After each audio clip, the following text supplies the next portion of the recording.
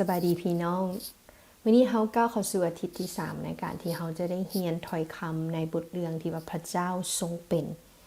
ในอาทิตย์นี้เราจะเรียนรู้เกี่ยวกับความเป็นองค์พระผู้เป็นเจ้าว่าพระองค์เป็นพระเจ้าองค์ทรงประทับอยู่ทุกแห่งขอให้พี่น้องเปิดไปพระคำ1กษัตริย์บทที่8ข้อที่22หาข้อที่30นำกันพี่น้องลองคิดจินตนาการเบิ่งว่าตึกหนึ่งที่ได้ถูกสร้างขึ้นเป็นตึกที่งดงามและเป็นตึกที่ได้ถูกสร้างในสมัยที่โซโลมอนได้สร้างพระวิหารขององค์พระผู้เป็นเจ้าในพระวิหารนั้นถูกสร้างด้วยคำถูกสร้างด้วยหินที่ได้รับการแกะสลักอย่างงดงามและใช้เวลาหลายปีกว่าการสร้างพระวิหารจะสำเร็จแล้วเมื่อเวลานั้นมาถึงกษัตริย์โซโลมอนก็ได้ไปยืนอยู่ต่อหน้าประชาชนอยู่ในแท่นบูชาของพระเจ้ายาเวห์ทรงหน้าชาวอิสราเอลและบอกเขาว่าเรากำลังจะถวายพระวิหารนี้ให้กับพระองค์กษัตริย์โซโลมอนได้ยืนต่อหน้าประชาชนขององค์พระผู้เป็นเจ้าบ่ได้อวดองค์ในสิ่งที่เราได้เฮ็ดสำเร็จแต่ในสิ่งที่เราได้เห็นพระเจ้าสร้างงดงามอิลีสร้างอัศจรรย์สร้างยิ่งใหญ่แม้กระทั่งพระวิหารของพระองค์ก็บ่สามารถให้พระองค์สถิตอยู่บนนั้นได้เพราะพระองค์อยู่ทุกคนทุกแห่งพระองค์บ่มีขีดจำกัดและพระองค์บ่ได้อยู่ในที่ใดที่หนึ่งเท่านั้นโซโลมอนเข้าใจและรับรู้ว่าในขณะที่เราสร้างพระวิหารที่ยิ่งใหญ่ตระการตาอาจจะเกือบสูงเนาะสูงล้นฟ้าคือจะไปใหญ่กว่าสิ่งอื่นๆที่ได้ถูกสร้างมาแต่เราก็เข้าใจว่าพระสิริของพระเจ้าพระวิญญาณของพระเจ้านั้นได้เต็มอยู่ทั่วแผ่นดินโลกนี้บ่มีสิ่งใดสามารถเทียบทานการทรงสถิตอยู่ของพระองค์และเมื่อเราเข้าใจความจริงนั้นมันก็เปลี่ยนทุกสิ่งฉะนั้นมื้อนี้ขอให้เฮาทั้งหลายได้เข้ามารับรู้ความจริงว่าพระเจ้าแม่นไผและเฮาแม่นไผความยิ่งใหญ่ขององค์พระผู้เป็นเจ้านั้นมันชวนให้พวกเราได้เข้ามาสรรเสริญและนมัสการพระองค์และให้เฮาได้พึ่งพาพระเจ้าและเข้ามาเบิ่งความอัศจรรย์ของพระเจ้าองค์ที่เฮานมัสการและหัวข้อในมื้อนี้ก็มีชื่อว่าโลกบ่สามารถรับเอาพระเจ้าไว้ได้อันที่1พระเจ้าสถิตประทับอยู่ทุกคนทุกแห่งโซโลมอนอธิษฐานไว้อย่างชัดเจนอยู่ในข้อที่27โอ้พระบิดาเจ้าเอ๋ยแต่พระองค์อยากอยู่ในแผ่นดินโลกนี้แท้บ่แม้แต่ฟ้าสวรรค์ทั้งหมดก็บ่ใหญ่พอที่จะรับพระองค์ได้แล้วพระวิหารที่ข้าน้อยสร้างนี้จะใหญ่เพียงพอสำหรับพระองค์ได้อย่างใด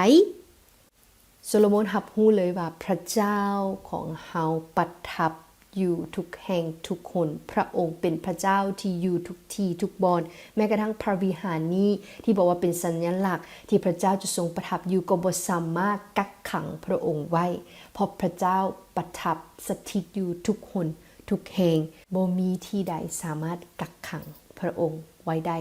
พระองค์สถิตอยู่ทุกบอนเพลงสรรเสริญ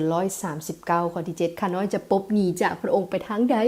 และจะหนีไปไสเพื่อหลีกสายตาของพระองค์ได้ถ้าขึ้นไปฟ้าสวรรค์พระองค์ก็อยู่ที่นั่นแล้วและถ้าลงไปในพิภพคนตายพระองค์ก็อยู่ที่นั่นด้วยถ้าบินไปฮอดทิศตะวันออกหรือไปตั้งถิ่นฐานอยู่ทางตะวันตกพุ่นพระองค์ก็อยู่ที่นั่นเพื่อนำพาข้าน้อยและอยู่ที่นั่นเพื่อช่วยเหลือข้าน้อยเช่นกันนี่คือกษัตริย์ดาวิดเราเข้าใจคือกันเหมือนกับกษัตริย์โซโลมอนลูกของเพิ่นว่าพระเจ้าประทับอยู่ทุกคนทุกแห่งแม้กระทั่งพระวิหารที่โซโลมอนสร้างก็บ่สามารถเป็นบอนที่รับเอาพระเจ้าไว้ได้เท่านั้นแม้กระทั่งแผ่นดินโลกและฟ้าสวรรค์ทั้งหมดก็บ่ใหญ่พอที่จะรับพระองค์ได้โอ้พระเจ้าที่เฮานมัสการสร้างยิ่งใหญ่เหลือเกินพระเจ้าของพวกเราทรงอยู่ทุกคนทุกแห่งเมื่อพระองค์อยู่ทุกคนทุกแห่งแล้วแผ่นดินโลกนี้ก็บ่สามารถรับเอาพระองค์ไว้เฮาบ่สามารถให้พระองค์ถูกตั้งไว้อยู่ในห้องใดห้องหนึ่งเพราะพระเจ้าของเฮาประทับอยู่ทุกแห่งหนพระวิญญาณของพระเจ้าสวมทับอยู่ในการทรงสร้างที่พระองค์ได้ทรงสร้างหมายความว่า พระองค์สถิตอยู่กับพวกเขาทุกๆบอนที่พี่น้องไปว่าจะอยู่บ้านอยู่โรงการอยู่บนเฮ็ดเวียกอยู่ในจิตใจของพี่น้องพระเจ้าสถิตและประทับอยู่กับพี่น้องพวกเขาคือพระวิหารขององค์พระผู้เป็นเจ้าแล้วพี่น้องพระเจ้าบ่ได้ถูกลิมิตไว้ให้อยู่ในตึกอาคารหรือให้อยู่ในคริสตจักรหรือให้อยู่ในสถานที่ใดสถานที่หนึ่งพระเจ้าของเราประทับอยู่ทุกแห่งหนเพราะบ่มีที่ใดสามารถรับพระองค์ไว้ได้ฉะนั้นมื้อนี้พี่น้องสามารถมีประสบการณ์ที่จะได้พบการทรงสถิตของพระองค์ในทุกปอนในทุกเวลาเมื่อพี่น้องแสวงหาพระเจ้าด้วยความจริงใจ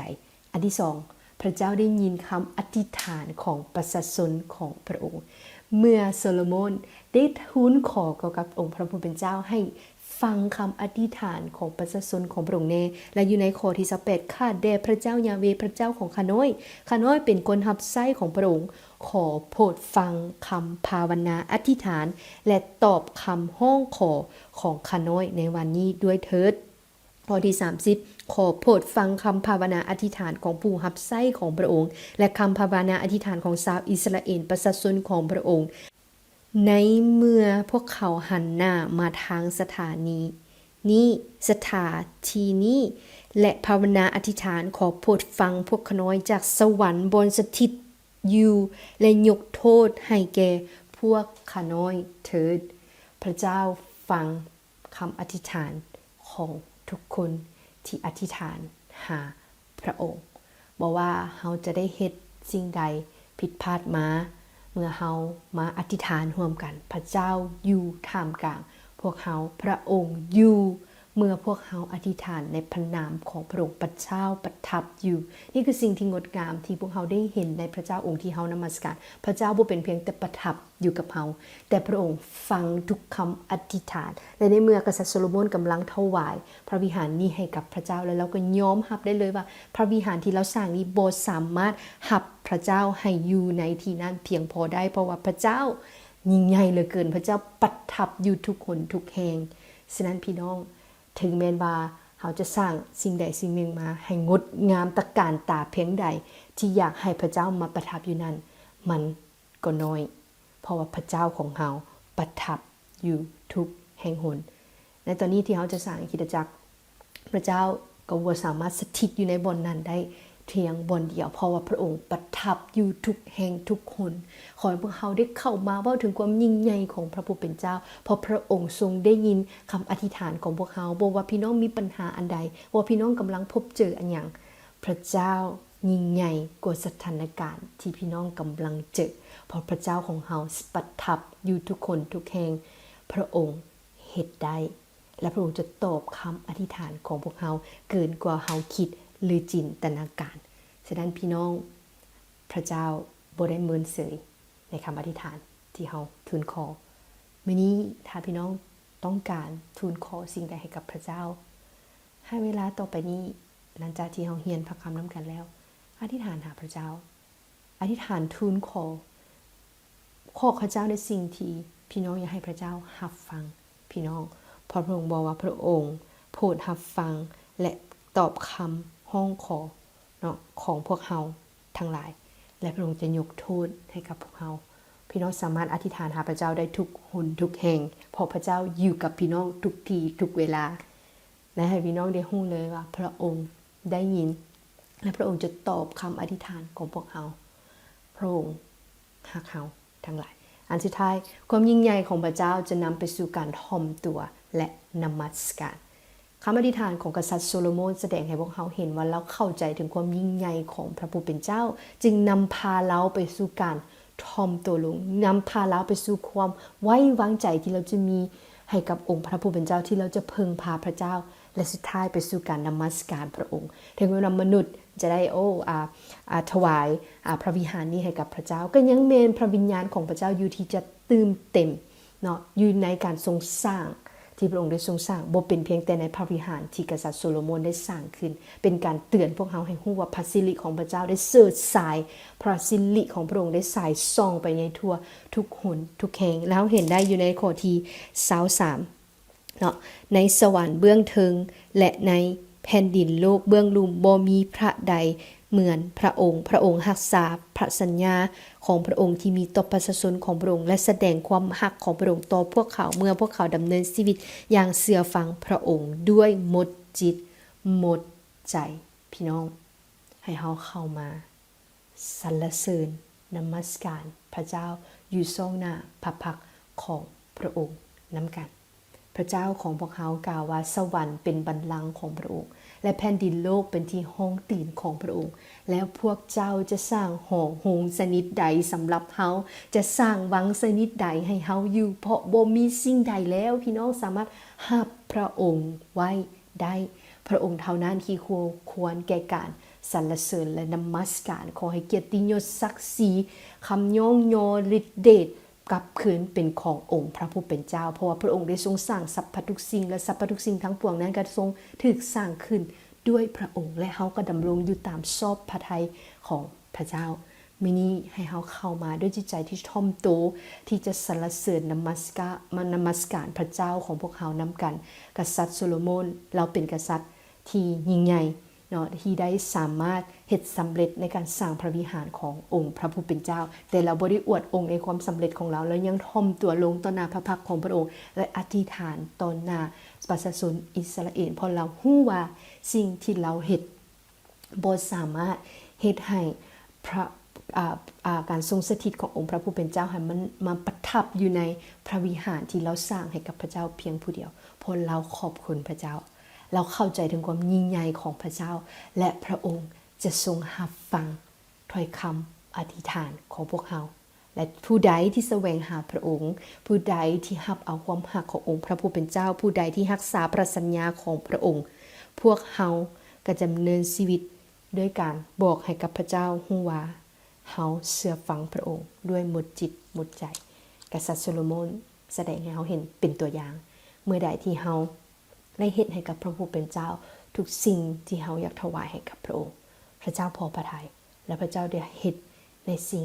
ที่พระองค์พอพระทัยเช่นเดียวกันก็ให้ความยิ่งใหญ่ของพระผู้เป็นเจ้านำพาพวกเฮาไปสู่การนมัสการพระองค์นำพาพวกเฮาไปสู่ความไว้วางใจ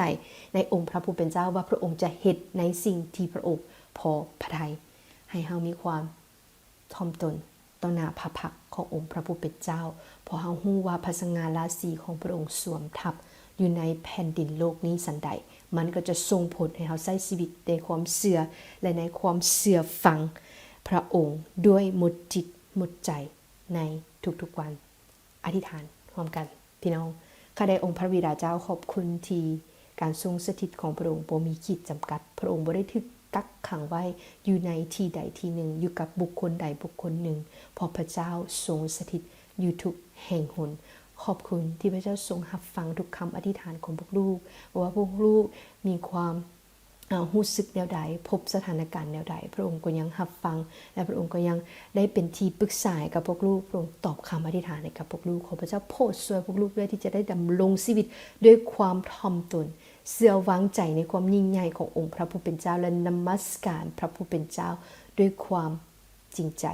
ด้วยหมดจิตหมดใจของพวกลูกขอพวกเรารับรู้ว่าพระองค์สถิตอยู่กับพวกเราอยู่ทุกแห่งหนและพระองค์สวมทับอยู่ในแผ่นดินโลกนี้และบ่มีสิ่งใดสามารถหับพระองค์ไว้ได้และจึงขอบคุณที่พระองค์ได้เลือก